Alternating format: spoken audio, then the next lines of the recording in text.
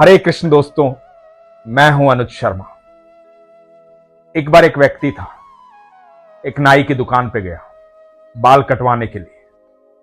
जाकर बैठा ही था, वार्तालाप शुरू हुआ तो भगवान की बात हुई। जब भगवान की बात हुई तो नाई ने कहना शुरू किया कि भगवान नहीं होते, भगवान का कोई अस्तित्व नहीं है। तो इस व्यक्ति ने कहा कि ऐसा क्यों कह रहे हो, क्यों भगवान के नाम पर भड़क रहे हो, क्यों क्रोधित हो रहे हो, ऐसा नहीं बोलना चाहिए। तो नाई ने कहा कि सच ही तो कह रहा हूं कि भगवान नहीं होते, इसमें गलत क्या है? भगवान होते तो इतनी भुखमरी क्यों होती? भगवान होते तो लोग इतने संकट में क्यों होते? भगवान होते तो भिखारी क्यों होते सड़कों पे? भगवान होते तो लोग इतने दुखी क्यों होते? भगवान नहीं है तभी तो ये सब हो रहा है। चारों तरफ परेशानी है, लोग भूखे मर रहे हैं, रहने के लिए जगह नहीं है। यदि भगवान होते तो दुख नहीं होता। भगवान नहीं है इसीलिए दुख है। भगवान का कोई अस्तित्व नहीं है। तो ये व्यक्ति जो बाल कटवा रहा था, ये चुप हो गया, कुछ जवाब नहीं दे पाया, एकदम शांत हो गया। ये प्रश्न कई बार कई लोग कर देते हैं। कई बार जो भक्त होते हैं उनसे कहा जाता है कि तेरे ईश्वर हैं तो ये दुख कैसे है?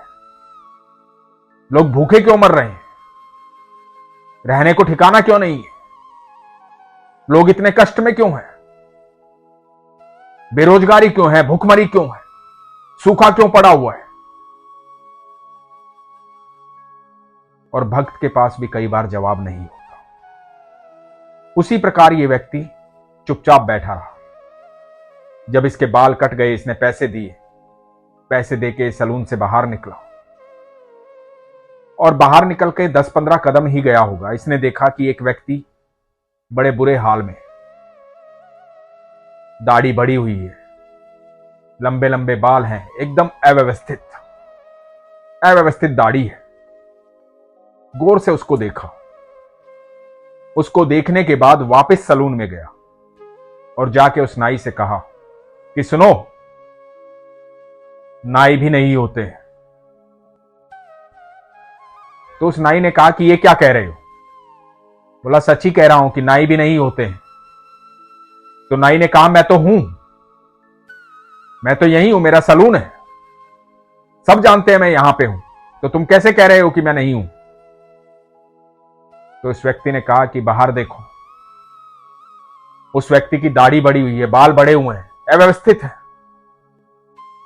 यदि नाई होते तो वो व्यवस्थित होता, उसकी दाढ़ी, उसके बाल बिल्कुल ठीक ठाक कटे होते, सुंदर दिख रहा होता।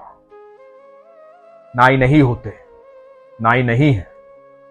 तो नाई ने कहा कि नहीं, ऐसी बात नहीं है, मैंने तुम्हारे भी तो बाल काटे, क्योंकि तुम मेरे पास आए थे, इसलिए मैंने तुम्हारे बाल काटे। यदि वो व्यक्ति भी मेरे पास आता तो मैं उसके भी बाल काटता, उसकी भी दाढ़ी बनाता। लेकिन जब तक वो मेरे पास नहीं आएगा, मेरे सैलून में नहीं आएगा, मुझसे आकर के कहेगा नहीं कि मेरे बाल बना दो, मेरी दाढ़ी बना दो, तो मैं कैसे बनाऊंगा, कैसे करूंगा? तो ये व्यक्ति मुस्कुराया। ये व्यक्ति कहा कि यही तो तुम्हें कहना चाहता हूं। जब तक तुम भगवान के पास जाओगे नहीं, उस पर विश्वास नहीं रखोगे, अपनी बातें उससे नहीं कहोगे, उससे बातें नहीं करोगे, उससे प्रेम नहीं करोगे, उसके अस्तित्व में विश्वास नहीं रखोगे, ये नहीं मानोगे कि वो है, तब तक कैसे तुम्हारे दुख दूर होंगे? यदि अपने दुख दूर करना चाहते हो तो उसकी शरण में जाओ, उसे जाकर कहो, प्रभु मेरी ये तकलीफ है, मेरा ये दुख है, इसे दूर करो। जब उसके शरण में जाओगे, उससे बातें करोगे, उससे प्रेम करोगे, अपना भाव उसके सामने प्रकट करोगे, तो जीवन के सारे दुख दूर हो जाएंगे।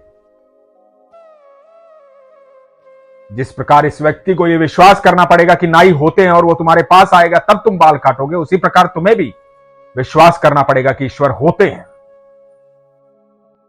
और जो भी ईश्वर पर विश्वास करता है, जो भी अपने भाव उसके सामने प्रकट करता है, जो भी अपनी बातें उनसे कहता है, उसके जीवन में कभी दुख तकलीफ नहीं होते। ईश्वर को जब भी देखा होगा मुस्कुराते हुए देखा होगा। वो अपनी मुस्कुराहट हम सबको देना चाहते हैं, लेकिन उसके लिए हमें उनके पास जाना पड़ेगा, उनसे बातें करनी पड़ेगी, उन पर विश्वास करना पड़ेगा।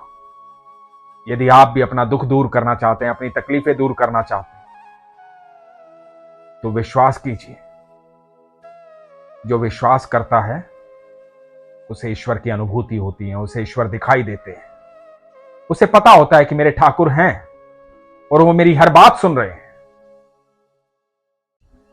जिसका विश्वास नहीं होता, जो उसे जानता ही नहीं, उसे मानता ही नहीं, उसे कैसे पता होगा कि सब दुखों का निवारण कैसे हो सकता है? उसे कैसे पता होगा कि चेहरे पर मुस्कुराहट कैसे आ सकती है? यदि आप चाहते हो आपके चेहरे पर हमेशा मुस्कुराहट रहे तो विश्वास कीजिए। इसीलिए हमेशा कहता हूं, अपने विश्वास को मजबूत रखिए, अपना ख्याल रखिए। हरे कृष्ण।